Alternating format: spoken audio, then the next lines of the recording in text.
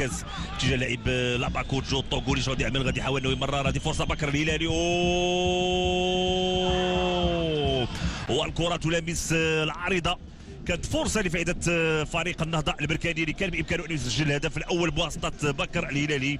بكر الهلالي يوسف الدين تدخل احد المدافعين كما نتابع، والكره لاحظوا تغيير الاتجاه ديالها، وبالتالي رموكي وغيرهم من اللاعبين. هذه فرصه لفائده فريق الجيش الملكي عند لاعب الشيبي. باش يعمل رفع الكره ممتازه تونغارا، دائما خطوره. سليمان ولد الحاج وخنوسي وغيرهم من الاسماء اللي قدمت اكيد خدمات كبيره لفريق النهضه البركاني. انتبهوا هنا الفرصه، محمد الشيبي رفع الكره. كانت المتابعه ديال ابو بكر تونغارا كانت جميله الراسيه، واللي كيبعد الكره تنفذ الشرط بسرعه. هذه فرصه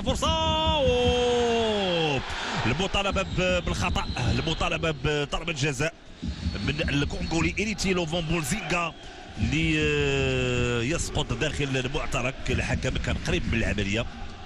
حسيت اكادير اللي رغم الخروج ديالو من منافسات كاس كونفدراليه الافريقيه.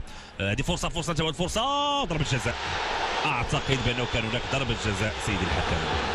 علائيا غادي نتابعوا الاعاده، ولكن من المكان اللي كان تواجد فيه اعتقد بانه كان هناك خطا علائيا. كما قلت بانه السلطه التقديريه كتبقى الحكام ديال المباراه، ولكن سنتابع الاعاده للمحاوله الاخيره بواسطه اللاعب جهه اليمنى محمد الشيبي. الشيبي كيلعب كره عرضيه مشات عند زينغا. تدخل يوسف ودايو اللي كيبعد في الفاتح من شهر يوليوز. نتمنى كل التوفيق. هذه فرصه ضربه جزاء. الحكم يعلن عن ضربه جزاء لفائده فريق الجيش الملكي. حكم توفيق كورر لم يتوانى هذا المره في الاعلان عن ضربه جزاء لفائده فريق الجيش الملكي.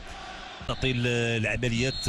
مهدي بالرحمه كيستعد للتنفيذ بالرحمه، والهدف الاول لفائده فريق الجيش الملكي في هذه المباراه. الهدف اللي كيجي من نقطه الجزاء، وفرحه كبيره لجماهير الجيش الملكي بهذا التقدم في هذه المواجهه القويه امام فريق النهضه البركاني. لاحظوا الفرحه الكبيره ديال الجماهير الجيش الملكي التي عبرت عن غضبها بالنسبه للمستوى ديال اكيد الاداء ديال فريق الجيش الملكي، ولكن نتيجه الفوز في الوقت للنهضه البركانيه. الان لاباكوجو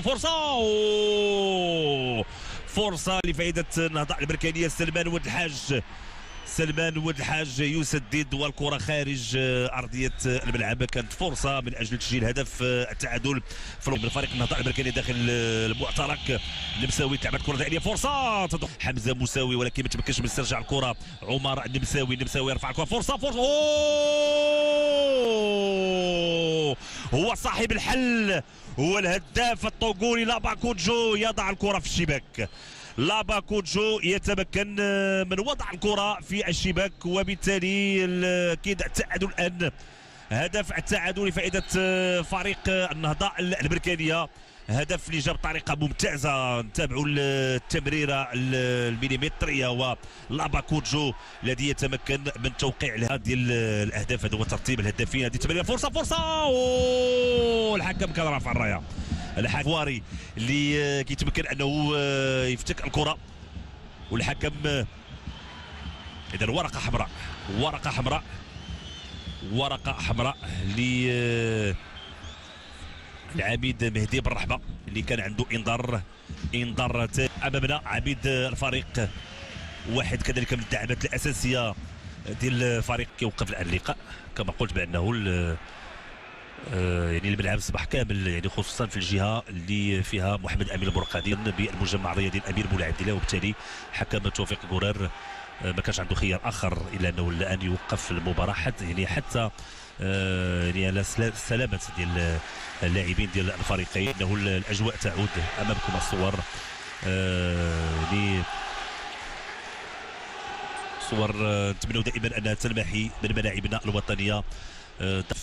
بالنسبه للفريق كبير اللي هو فريق الجيش الملكي، لا خوف على الجيش الملكي رغم النتائج اكيد اللي كتبقى نتائج غير مرضيه، ولكن الفريق اللي بامكانه انه يرجع التوهج ديالو ويرجع القوه ديالو. هذا اللقاء اللقاء الذي يجمع بين الجيش الملكي والنهضة الأمريكانية، ينتج دائما هدف لمثله بين الفريقين. تابعوا معي هذا الصور، يعني كراسي و يعني أي صور يعني الحضور القوي على المستوى الوطني وعلى المستوى القاري. ننتظر انه الهدوء يرجع لمدرجات المجمع الرياضي الامير مولاي عبد الله، وبالتالي تستأنف